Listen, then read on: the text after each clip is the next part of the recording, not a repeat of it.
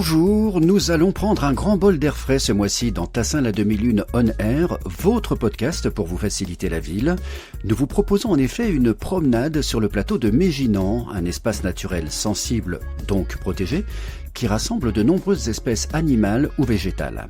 Entre randonnées, activités pour les scolaires ou pour le grand public, il y a beaucoup à dire sur le sujet, alors bonne balade.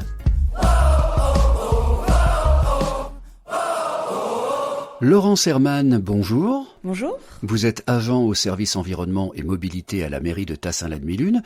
Nous allons parler aujourd'hui du plateau de Méginan qui mérite d'être connu par tous les Tassilunois. Présentez-nous cet endroit un peu à part dans la ville. Alors le plateau de Méginan est le petit appendice tout à l'ouest de la commune qui est donc une zone agronaturelle. C'est vraiment le poumon vert de la commune. C'est une zone qui est assez caractéristique de ce qu'on retrouve dans l'ouest lyonnais avec des zones agricoles, donc plutôt des milieux prairiaux avec de l'élevage à dominante bovine. Et puis le plateau agricole est maillé par des vallons avec des cours d'eau comme le Méginan, le Ratier, le Rib, le Charbonnière, qui sont ourlés en fait d'une forêt qui accompagne les cours d'eau, qui maintiennent les berges et puis qui viennent donner une ambiance forestière très agréable. On a des chênes, des aulnes, des charmes, une flore et des essences assez variées qui viennent du coup bercer les promenades. On retrouve beaucoup d'espèces animales sur le plateau de Méginan, comme à côté de la mare pédagogique par exemple. Au niveau de ces mares, ce qui est intéressant, c'est qu'on a des espèces patrimoniales de type triton. On a évidemment des crapauds communs, mais on a également des alites accoucheurs, donc ce sont des espèces assez emblématiques du secteur. On a beaucoup d'odonates, donc les odonates sont les libellules, les demoiselles.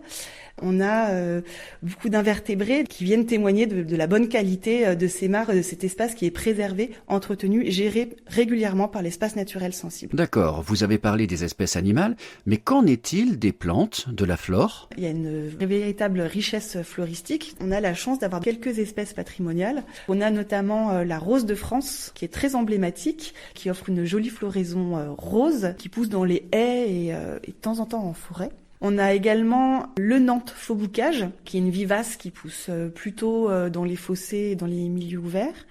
Et puis dans les milieux boisés, on a quelque chose qui passe parfois inaperçu et qui pourtant est très intéressant. Ce sont des coussinets des bois, donc ça fait un petit peu comme des boules de mousse. C'est très mignon et du coup ça a un véritable intérêt pour la biodiversité locale. Le plateau de Méginan s'étend sur plusieurs communes ? Oui, donc on a 4 communes métropolitaines, Tassin la demi-lune, Charbonnières-les-Bains, Marcy-l'Étoile et Saint-Genis-les-Olières. Et on a 2 communes hors métropole qui relèvent du département, Grézieux-la-Varenne et Sainte-Consorce. Et c'est Tassin la demi-lune qui pilote le projet de l'espace naturel sensible. Laurence Herman, vous l'avez dit tout à l'heure, et c'est à souligner, il y a encore de l'agriculture sur le plateau de Méginan. On a une dizaine d'exploitations. Au niveau de la commune de Tassin, on a un agriculteur qui s'occupe de l'élevage bovin. Un agriculteur que nous saluons au passage. Dans l'émission de l'espace naturel sensible, vous avez des actions en direction des scolaires et du grand public ? Oui, il y a tout un panel de sensibilisation qui se met en place, donc à 2 échelles, orientées auprès du public scolaire. Toutes les écoles de l'ENS peuvent postuler pour bénéficier d'une animation en 2 ou 3 temps selon l'âge des enfants. Et l'objectif dans ce cadre-là, c'est que chaque classe qui participe au projet d'éducation à l'environnement aille au moins une fois sur l'espace naturel, qu'il découvre cette nature de proximité. Et en parallèle, on a un volet à destination du grand public. On a une dizaine d'animations qui sont proposées. On peut avoir des découvertes plutôt scientifiques avec des observations du patrimoine naturel. On a des approches sensibles aussi, redécouvrir parfois la nuit les sensations qu'on peut éprouver dans la nature, réapprivoiser nos sensations dans la nuit. Donc c'est quelque chose d'assez intéressant. C'est vraiment pour tout public. Justement, pour le grand public, le plateau de Méginan propose également des chemins de randonnée. Oui, des itinéraires de randonnée qui sont balisés, clairement identifiés et qui sont ponctués par un mobilier qui permet de faciliter l'appropriation et l'interprétation du paysage, qui favorise l'observation aussi et l'éveil, la sensibilisation à certaines espèces ou flores qu'on rencontre sur le territoire. Et en fait, ces itinéraires-là, donc jeux de regard, viennent en complément des balisages. Parfois, on voit le long des chemins avec des plaques jaunes qui sont les indications des chemins du PDMIPR. C'est le plan départemental et métropolitain des itinéraires de promenade et de randonnée qui permet donc de cheminer à travers toute la métropole et tout le département. Laurence Herman, vous avez une consigne particulière pour les promeneurs qui viennent avec leurs chiens. Effectivement, si vous avez un chien, c'est certes très agréable pour lui, il va sentir plein d'odeurs et il va certainement beaucoup s'amuser. Néanmoins, c'est important de le tenir en laisse, notamment pendant les périodes plutôt printanières où on peut avoir la nidification des oiseaux. Il ne faut pas le laisser rentrer dans les mares. Pareil, on a un certain nombre d'invertébrés, un certain nombre d'animaux qui évoluent dans ces milieux-là et qu'il faut préserver. Et rappelons que le plateau de Méginan est une zone zéro déchet, donc ce que vous apportez, vous le rapportez chez vous. Pour terminer, quels sont vos conseils pour venir au plateau de Méginan ? Les transports en commun, évidemment, le vélo et la voiture. À propos de cette dernière, je profite de cette entrevue pour rappeler qu'il ne faut pas se garer n'importe où sur le plateau de Méginan. On est dans une zone quand même sensible, avec des intérêts écologiques et paysagers. Et parfois, ce qu'on prend pour un pré n'est pas juste un pré, c'est une zone de travail de nos agriculteurs qui sert soit au pâturage, soit au fourrage. Pour plus d'informations sur le plateau de Méginan, comme les activités proposées ou les prochaines balades urbaines, rendez-vous sur tassinlademilune.fr.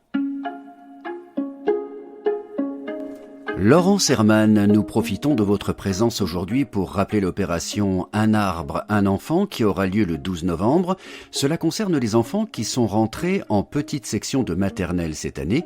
Rappelez-nous le principe. Les familles qui se sont inscrites au préalable via le portail citoyen pourront venir sur toute la matinée pour recevoir leurs arbres, avoir des petits renseignements sur comment bien l'entretenir. L'idée, c'est que cette plante accompagne en fait la croissance de l'enfant qui grandira du coup au même rythme que sa plante.